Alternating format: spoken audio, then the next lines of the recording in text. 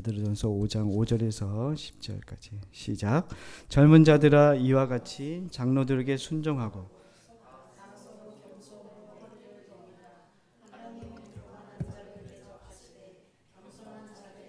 은혜를 주시느니라. 그러므로 하나님의 능하신 손 아래에서 겸손하라. 때가 되면 너희를 높이시리라. 너희 염려를 다 주께 말이 이는 그가 너희를 돌보심이라.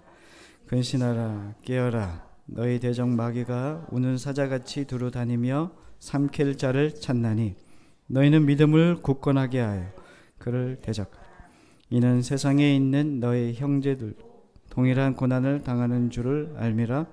모든 은혜의 하나님 곧 그리스도 안에서 너희를 부르사 자기의 영원한 영광에 들어가게 하시니가 잠깐 고난을 당한 너희를 친히 온전하게 하시며 굳건하게 하시며 강하게 하시며 털을 견고하게 하시리라. 아멘. 믿음을 굳건하게 하여라고 하는 주제로 말씀을 전하도록 하겠습니다. 광고 드리지 못한 게 하나 있는데 그 5월 21일 날 5월 21일 우리 최재영 성도님의 그 아버님이 최수복 어르신인데 수술을 하시게 됐어요. 그래서 함께 좀 기도해 줬으면 좋겠습니다. 최재영 성도님 오늘 떠나시는 거죠?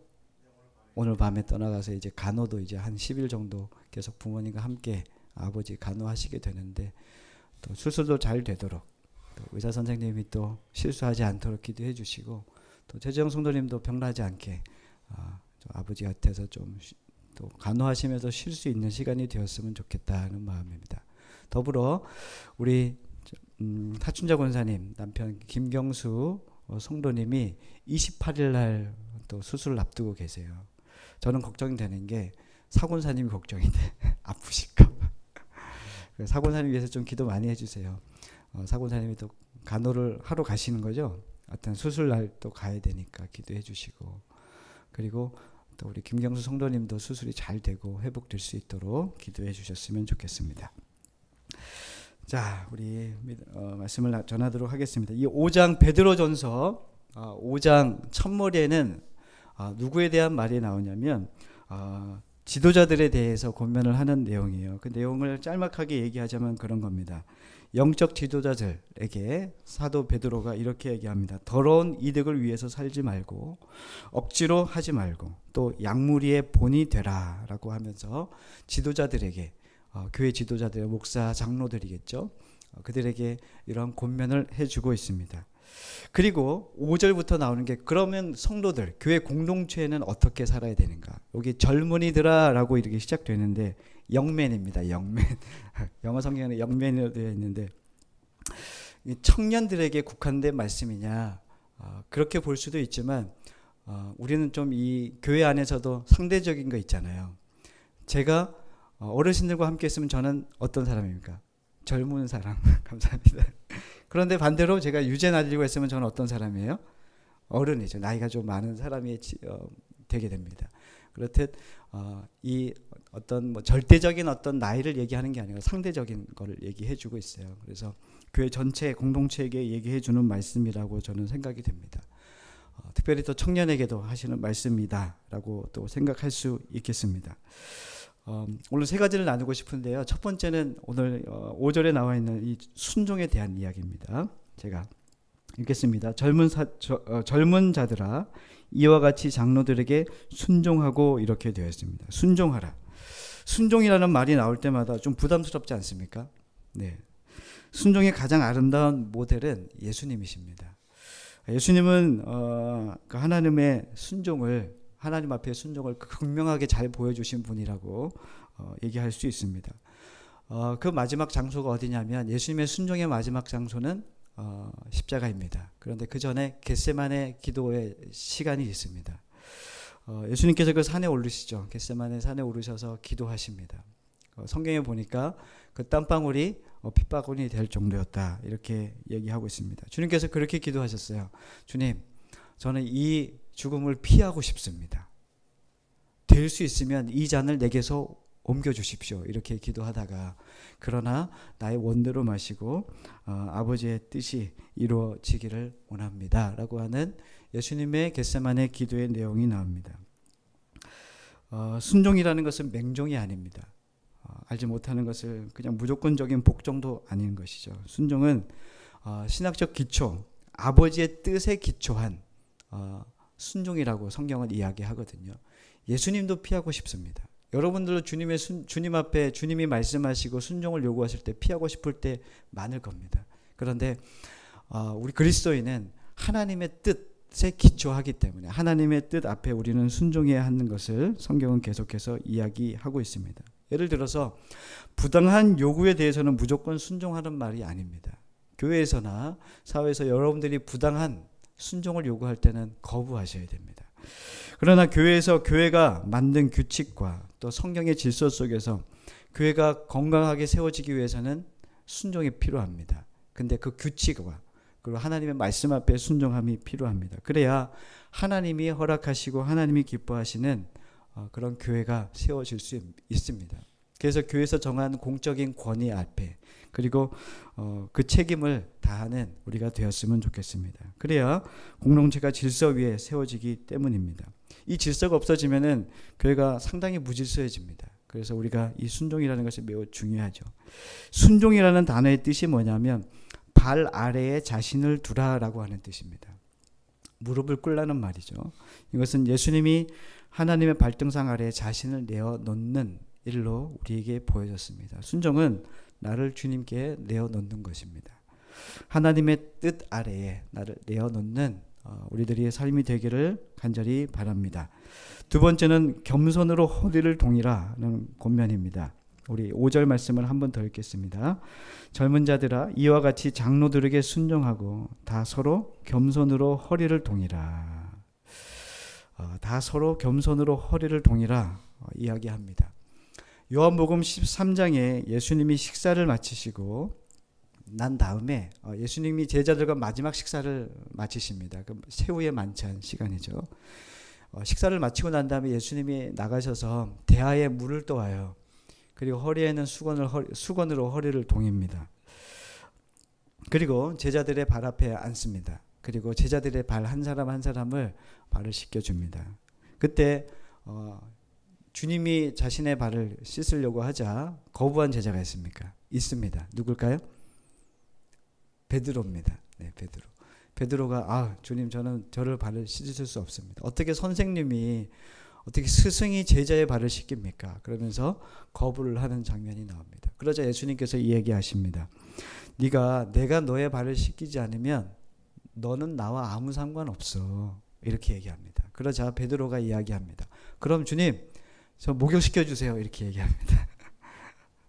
좀 우리 베드로의 성격을 잘 아시죠? 아주 극단으로 이렇게 치닫는 성격입니다. 그러자 예수님께서 이렇게 얘기하시죠. 이미 목욕한 사람은 목욕할 필요가 없어. 발만 씻으면 돼. 이렇게 얘기해 주십니다.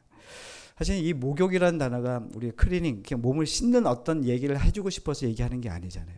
주님께서 이 사건을 통해서 우리에게 알려주고 싶으신 것은 구속사적인 이야기를 해주고 싶으신 거예요. 예수 그리스도가 십자가에서 우리를 구원해 주셨어요. 우리의 모든 죄를 대속해 주셨습니다. 믿으십니까? 그리고 난 다음에 주님께서 발을 씻겨 주신다는 것은 구원해 주시고 그것으로 끝내겠다는 말씀이 아니라 구원해 주신 다음에 그의 삶을 구원받은 자의 삶을 인도해 주시겠다는 주님의 말씀이셨습니다. 그러니 내가 너를 인도할 때 너는 너의 삶에 드러나는 갖가지 죄악들이 발생했을 때 주님 앞에 회개하고 그 삶을 돌이켜라. 그걸 발을 씻는 행위라 주님께서 말씀해 주신 겁니다. 우리는 매일매일 우리 안에 쌓이는 죄들이 있다는 것을 깨닫습니다. 오늘 최 집사님이 기도하는 그 전에 그 고백이 저를 좀 마음을 많은 큰 은혜를 받게 돼요. 사실 쉬운 일이 아닌데 그 마음이 어떤 마음인지 알게 되는 것 같아요. 예수의 마음으로 살고 싶은 마음이 너무 간절한데 그렇게 하지 못하는 나의 연약함을 계속 마주하니까 힘든 거죠. 근데 주님 앞에 그 고백을 할 수 있다는 것은 엄청난 용기고 주님 앞에 날마다 이 코람데오의 정신으로 살아가고 있다는 마음이 들어요. 귀하십니다. 네. 우리는 매일매일 이 쌓이는 죄로 인해서 우리는 계속 발을 씻어야 됩니다. 그게 뭐냐면 발을 씻는 것은 말씀을 듣는 것이고 또 말씀을 읽는 것이고 또 예배를 통해 또 기도를 통해 우리가 정결함을 입게 되는 것입니다. 중요한 그림은 그것을 누가 하고 있는가에 대한 부분을 주님께서 얘기해 주고 싶은데 구원받은 이후의 삶은 우리가 책임져야 되는 삶이 아니라는 것을 얘기해 주고 있는 거예요. 누가 우리의 발을 씻겨 주십니까? 여러분들이 씻는 게 아니란 말이에요. 예수님이 씻겨 주시는 겁니다. 예수님께서 우리의 삶을 이끌어 가시고 우리를 정결케 만들어 가신다는 것을 우리에게 말씀해 주고 계십니다. 예수님의 죽음을 통해서 우리에게 생명을 주시고 끝나는 것이 아니라 온전한 성도로 살아갈 수 있게 해주시는 것도 주님이 해주시는 겁니다. 내 힘으로 난 구원받았으니까 이제 내 힘으로 해보겠다라고 하는 것은 여지없이 넘어지게 될 것입니다. 그러나 주님께서 우리에게 그렇게 하지 않고 내가 너를 끝까지 책임질게 라고 얘기하시는 거죠. 요한복음 13장 1절에 이렇게 기록됩니다. 세상에 있는 자기 사람을 사랑하시되 끝까지 사랑하신다. 표현이 이 요한복음 13장에 기록되고 있습니다. 주님께서 우리를 얼마나 사랑하시냐면은 끝까지 사랑하신대요. 그냥 잠깐 내가 너를 사랑하고 구원해주고 끝내는 인생이 아니라 주님은 우리를 계속해서 우리를 책임지시고 끝까지 책임지시고 우리를 사랑의 관계로 대하시고 또 우리를 책임지시겠다고 하시는 말씀을 우리에게 해주고 있습니다. 그러니 우리가 해야 되는 것은 계속해서 나를 주님께 맡기는 일밖에 없어요. 허리를 동이는 것은 우리가 허리를 동이는 게 아니라 주님이 허리를 동이셨다는 거예요. 이게 먼저입니다. 예수님께서 친히 그 거추장스러운 그 유대인들의 옷 있잖아요. 내가 그것을 허리로 수건으로 동이면서까지 내가 너희를 정결케 하고 너를 온전하게 하고 내가 너희를 지키겠다라고 하는 굳은 마음이 이 말씀 속에 보여지고 있는 것입니다. 겸손하라 그러니까 교회에서 겸손하라 그러니까 겸손한 척하는 사람이 있어요. 어떻게 하냐면 겸손을 이렇게 척하는 거죠. 겸손을 떤다 그러죠. 그냥 말도 이렇게 하고 막 뭐 칭찬하면은 막 아니라고 얘기하고 막 그런데 막 이 겸손은 아닌데 겸손한 척하는 거. 설명이 잘 안 되네요. 저는 잘 못하나 봐요 그걸. 여러분 그런 거 보이지 않습니까? 겸손한 게 그거는 겸손한 게 아닙니다. 그 앤드류 머레이라고 하는 사람이 그 겸손에 대해서 이렇게 정의를 했는데 좀 마음에 와 닿았어요. 겸손이란 나에게 일어난 일에 대해서 이상하게 여기는 태도, 이상하게 여기지 않는 태도래요. 다시 나에게 일어난 일에 대해서 이상하게 여기지 않는 태도가 겸손이라고 앤드류 머레이가 이야기했습니다. 사실은 우리가 살아가면서 우리가 원하지 않는 일들이 너무 많잖아요. 이해가 되지 않고 내게 일어난 일이 이해가 되지 않고 받아들이기 힘든 일들이 우리 안에 많이 일어난다는 거예요. 그때는 우리가 어떻게 하냐면 하나님 앞에 이렇게 얘기해요. 하나님 왜 하필 저한테 이런 일이 벌어집니까? 왜 저한테 지금 이 일을 주십니까? 이런 질문을 던질 때가 많습니다. 그때 겸손한 그리스도인은 어떻게 얘기하냐면 이유가 있을 거야. 나를 누구보다 가장 사랑하시고 나보다 가장 잘 아시는 하나님께서 나에게 이러한 상황과 이런 아픔을 허락하시는 이유가 분명히 있을 거야 라고 하며 이 모든 일어난 일에 대하여 주권을 하나님께 넘기는 거예요. 이게 겸손이라고 이야기하는 겁니다. 내가 그것을 판단하지 않는 거예요. 이 마치 내게 일어나는 일이 내가 만나고 싶지 않는 일임에도 불구하고 사고 같은 거잖아요. 근데 그것이 나에게 왔을 때 그것을 하나님 앞에 이 모든 것을 내어 맡기는 거예요. 이게 겸손이래요. 이런 자세로 살아가는 것이 쉬운 일은 아닙니다. 정말 우리 안에 정말 하나님이 우리의 삶을 주관하신다. 우리의 삶을 인도하시고 또 이끌어 가신다는 믿음이 있어야 가능한 일입니다. 그 지선아 사랑해라고 하는 책의 저자 이지선 자매 아십니까? 교수가 됐어요. 차를 타고 가다가 이제 하굣길에 오빠와 함께 이제 집으로 가는 길에 음주운전 차량에 뒤와서 받은 거예요. 그래서 상당히 큰 차량에 화재가 난 거예요. 그때 이 자매가 뒤에 앉아 있었는데 이 옷에 온몸에 그 불이 붙었던 거예요. 그래서 대수술을 하게 되죠. 그래서 50% 피부의 50%가 다 망가졌어요. 이 자매가 아주 어려운 수술을 죽을 고비를 넘긴 거죠. 근데 이제 그 자매가 이제 한동대 교수로 갔다가 또 지금은 이제 이대 교수로 가 있습니다. 이 자매의 고백이 참 귀해요. 우리는 사고를 당했다고 얘기하잖아요. 근데 그 자매의 고백은 사고를 만났다고 얘기하더라고요. 고백이 뭐냐면 이건 내가 계획한 것도 아니고 내가 좋아서 간 것도 아니고 내가 이것을 선택한 것도 아니다. 그냥 이것을 세상 사람들은 이걸 당했다고 얘기하지만 나는 이 삶도 하나님이 나를 만나게 하시고 이 상황을 통해서 하나님께서 나에게 무엇을 얘기하시는 것을 깨닫게 되었다라고 하는 고백을 하게 되더라고요. 지금은 얼굴의 옛날 모습은 전혀 찾아볼 수 없습니다. 손가락도 다 마디가 다 잘리고. 그러나 그 자매의 신앙이 뭐라고 얘기하냐면 그 자매의 고백이 뭐냐면 사고를 내가 만났다 얘기하면서 무슨 고백을 하냐면 나의 삶의 주인은 하나님이십니다 라고 고백하는 거예요. 사실은 이게 말도 안 되는 고백이에요.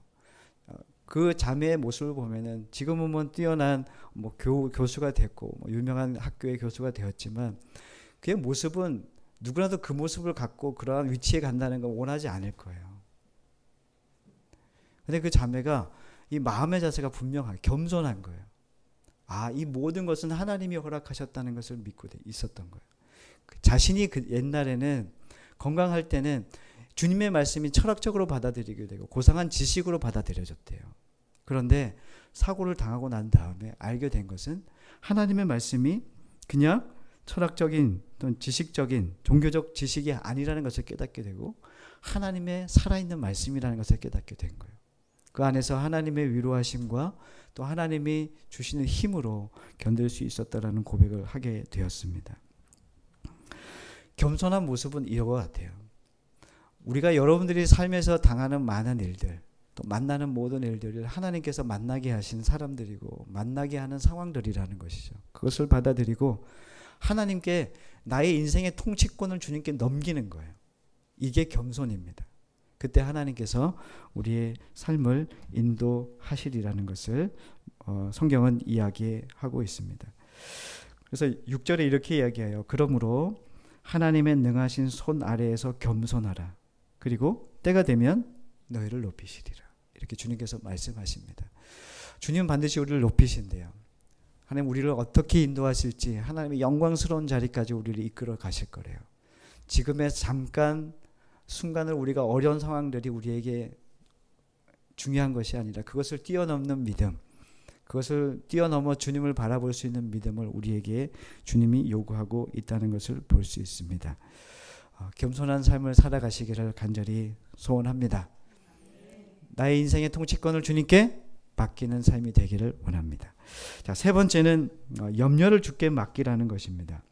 우리 7절 말씀을 함께 읽을까요? 너희 염려를 다 주께 맡기라. 이는 그가 너희를 돌보심이라. 아멘. 갑자기 7절로 넘으면서 염려를 갑자기 주께 맡기라고 이야기하고 있습니다. 이 말씀은 시편을 인용해서 말한 거예요. 베드로 사도가 시편의 내용을 인용하여 이 말씀을 지금 우리에게 해주고 있는 겁니다. 시편 이 기사를 보니까 인용한 기사를 보니까 시편 기자가 어느 상황에 이 내용을 기록했는지 나와 있더라고요. 그게 어떤 상황이냐면 정말 감당할 수 없는 대적의 위협과 공경 앞에 놓인 상태에서 이렇게 고백하고 있는 거예요. 너희 염려를 다 주께 맡겨라. 이렇게 고백하고 있더라고요. 염려라는 말은 나누이지 않는 마음이라는 뜻입니다. 사람의 마음이 나누어지면 염려가 되고 그게 극단으로 이르게 되면은 정신분열까지 일어나게 되는 것이죠. 세상 사람들은 자기 인생을 자기가 책임져야 하고 자기가 떠받들어야 한다고 생각을 하는 거죠. 그러나 하나님은 그러한 인생을 사는 우리를 하나님을 바라봐라. 하나님만 의존하여 살아가라 라고 주님은 우리에게 말씀하고 그렇게 이끌어 가시고 계시다는 겁니다. 한 아이가 한 아이를 이제 부모가 병원에 데려가서 주사를 맞추려고 하는 거예요. 병원 가는 날이면 벌써부터 이 아이가 표정이 우울한 거예요. 아침에도 이제 병원에 갔어요. 그러자 의사가 이런 얘기를 하는 거예요. 이제는 너 주사 안 맞아도 돼. 이런 얘기를 하자 이 아이가 너무 기뻐하는 거예요. 아침에는 주사를 맞으러 가는 거 때문에 염려가 되고 얼굴이 우울하고 밥도 안 먹었는데 의사가 너 이제 주사 안 맞아도 돼 라고 얘기를 딱 듣자마자 아이가 얼굴이 활짝 펴지는 거예요. 주사는 좋은 거예요, 나쁜 거예요? 그죠? 아이를 낫게 하기 위한 거예요. 좋은 것임에도 불구하고 아이가 얼굴이 너무 싫다고요. 표정이 너무 어두워 있는 것을 보게 되죠. 그런데 의사의 말을 딱 듣고 난 다음에 밥맛이 좋아지고 얼굴 표정이 바뀌고 하루 종일 기쁨이 넘치는 거예요. 우리의 염려가 꼭 이와 같은 것 같아요. 사실은 염려는 일어난 일이 아니잖아요. 사실은 오지 안 올지도 모르는 일들에 대하여 염려를 하게 되는 것을 성경은 우리에게 얘기해 주는 거예요. 그건 너에게 속한 것 아니야. 사실은 우리에게 일어나는 일들이 우리에게 가까이 와 있다는 것을 또 압니다. 그래서 이 다음을 상상을 하는 거죠. 더 안 좋아질 것에 대한 상상. 그래서 염려와 두려움이 우리 안에 있다는 것을 보게 됩니다. 우리 제자훈련 8과에 보면 예수님의 사람 제자훈련에 보면 이 염려에 대한 이야기가 나와요. 거기에 이런 예화가 있습니다. 제가 읽어드릴게요. 어떤 여자 성도가 제자훈련 중에 한 주간 동안 염려하지 않고 살아보자라고 하는 숙제를 받게 됩니다. 그리고 일주일 후에 제자훈련 시간에 한 집사님의 뜻밖의 말을 듣게 됩니다. 목사님이 이 집사님이 이렇게 얘기합니다. 목사님, 저는 지난 한 주 동안 정말 죽는 줄 알았어요. 저는 남편 때문에 늘 염려가 많습니다. 남편이 손대는 일마다 실패를 했기 때문이에요. 그런데 지난주에 제 남편이 뭔가 새로운 일을 또 해보겠다고 나서는 거예요.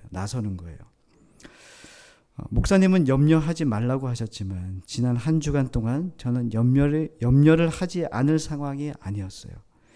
이러지도 저러지도 못하면서 한 주간을 보냈는데 정말 죽을 것 같았어요. 차라리 염려라도 하면 마음이 편할 것 같은데 하지 말라는 숙제 때문에 염려도 못하고 목사님, 저는 아무래도 염려 체질인 것 같아요. 오늘로써 숙제는 끝났으니까 이제부터 마음껏 염려를 하려고 합니다. 여러분들 염려 체질이 있어요. 여러분도 혹시 그런 거 성경은 염려하지 마라 이렇게 얘기할 때 여러분들은 어떤 마음이십니까? 야, 주님이 얘기했으니까 염려 안 하고 싶은데 염려는 계속돼. 어떤 훈련 기간을 우리에게 주어졌을 때 훈련 기간 동안에 염려하지 말고 그 안에서 뭔가 열심히 해라 그러면 우리는 이게 끝날 때까지 기다리잖아요. 아마 이 제자 훈련을 보내신 분들은 다 아실 거예요. 야, 이 숙제를 내주면 숙제가 또 있냐고 그러면서 숙제를 끝내는 그 날을 기다려요. 그러면은 이 숙제가 만약에 전도를 해라 그러면 전도를 연습하기 위해서 한 건데 전도를 일주일 안에 한 번만 하면 되는 거야. 그러면 끝나면 너무 행복한 거예요. 자, 염려도 마찬가지예요. 주님이 염려는 우리의 삶에서 염려를 하지 말라고 말씀하신 건데 염려는 숙제가 아니잖아요. 그리스도인으로 누릴 수 있게 해주시는 주님의 은혜로 그것을 염려를 하지 마라. 나 맡겨라. 그러면 너 평안할 거야. 이렇게 말씀해 주시는 건데 그걸 숙제로 갖고 사는 거죠. 성도들이 이 말씀 듣고 이제 여러분들 나가실 때 이렇게 들 거예요. 염려 다 주님께 맡기래. 자, 오늘 여기서 오늘 우리의 염려를 다 내려놓고 가자. 이런 마음으로 생각을 하는데 나갈 때 보면은 보이지 않는 그 낚싯줄 있잖아요. 그거를 가지고 염려를 이렇게 걸고서 나가는 것 같은데 혼자 나가는 것 같은데 주님께 다 드리고 내 던지고 가는 것 같은데 끌고 가는 거예요. 그래서 사모님이 뒤에서 이제 오늘은 가위를 갖고 있을 거예요. 다 잘라주는 거. 근데 우리가 이걸 잘 못해요. 염려를 주님께 맡길 수 있는가. 근데 염려를 맡기라. 그리고 7절에 뭐라고 얘기하냐면은 그가 너를 돌보심이라고 그랬어요.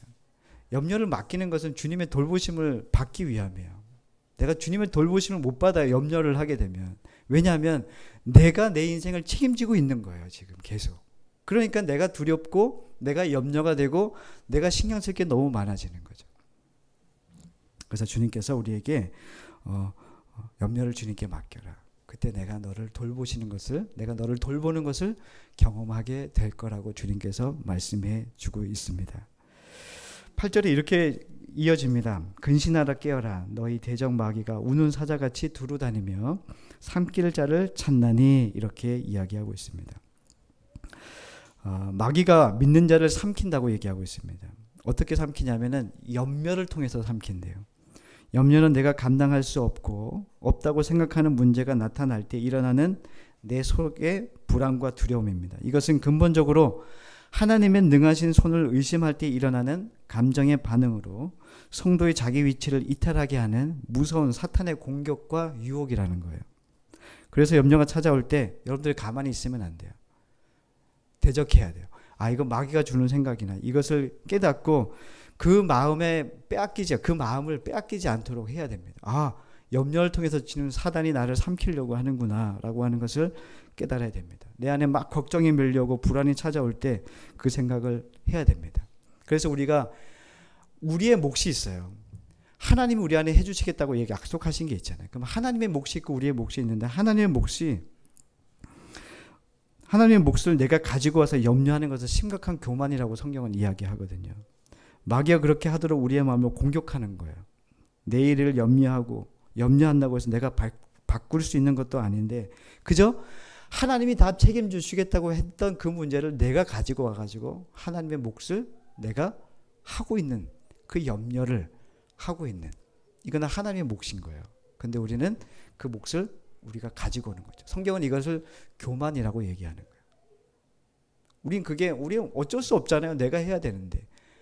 주님이 안 보이잖아요. 안 해주시잖아요. 이런 마음을 가게 되는데 사실은 그것을 성경은 교만이라고 얘기하는 거예요. 하나님은 우리의 염려를 다 해결해 주신대요. 맡기기만 하래요. 맡겨야 돼요.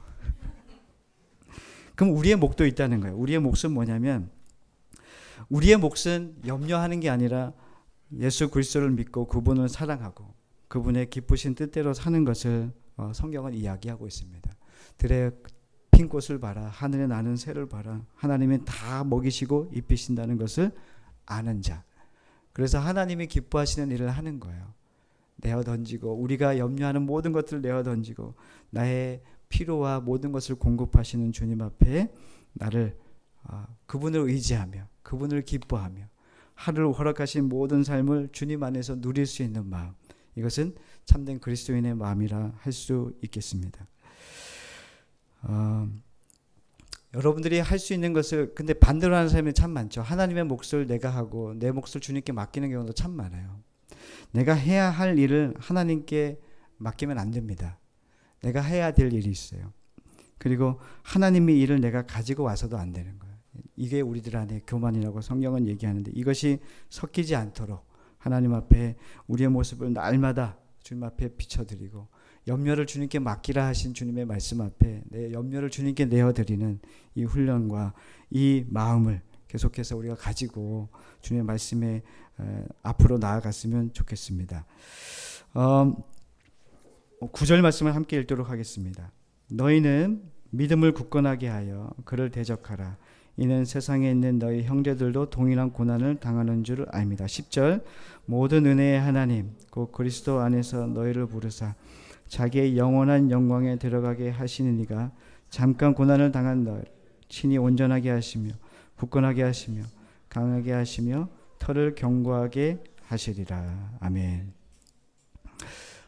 하나님은 10절에 어떻게 되냐 모든 은혜의 하나님이라고 이야기하고 있습니다. 하나님이 우리를 이 땅 가운데 고난을 겪게 하려고 우리를 이 땅에 두신 게 아니라고 말씀해 주고 있어요. 하나님은 모든 은혜의 하나님 그리고 그리스도 안에서 너희를 부르사 자기의 영원한 영광에 들어가게 하시기 위해서 우리를 부르셨대요.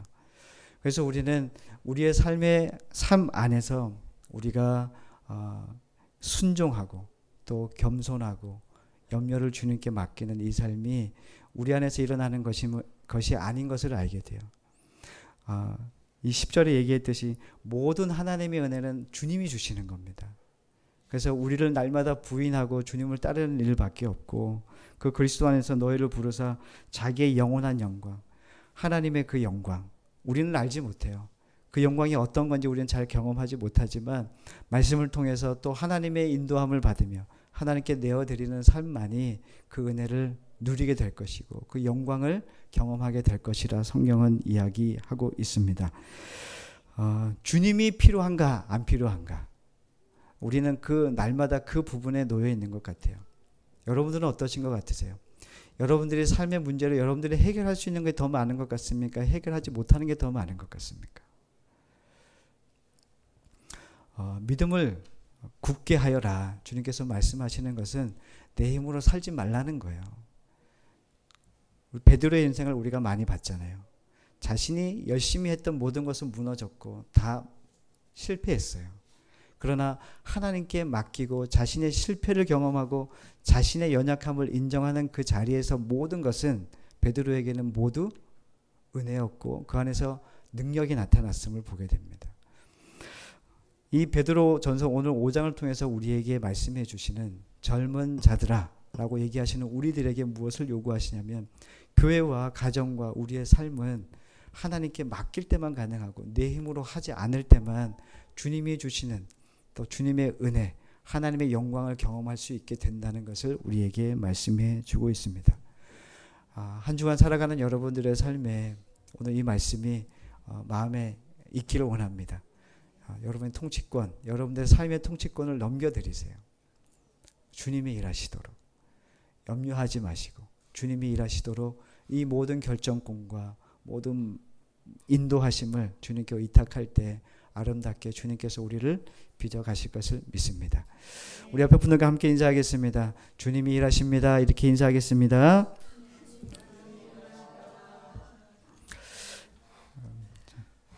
잠깐 기도하겠습니다. 사랑과 은혜가 충만하신 하나님, 하나님은 우리의 짐을 지기를 기뻐하시는 줄 믿습니다. 모든 염려를 주님께 맡기라. 맡기라는 것은 주님께 던져버리라 라고 하는 뜻인 것을 압니다. 하나님, 주님께 던져버리고 나의 염려를 모두 던져버리고 주님이 주시는 평안과 기쁨을 누릴 수 있도록 인도해 주시옵소서. 나의 나된 것은 주님의 은혜인 것을 믿고 또한 내 삶을 내가 규정하고 이끌어가기를 멈추고 하나님께 나의 모든 것을 내어드리며 또 그분을 의지하며 살아가는 한 주간의 삶이 되도록 우리를 축복해 주옵소서. 예수님의 이름으로 간절히 기도드렸습니다. 아멘.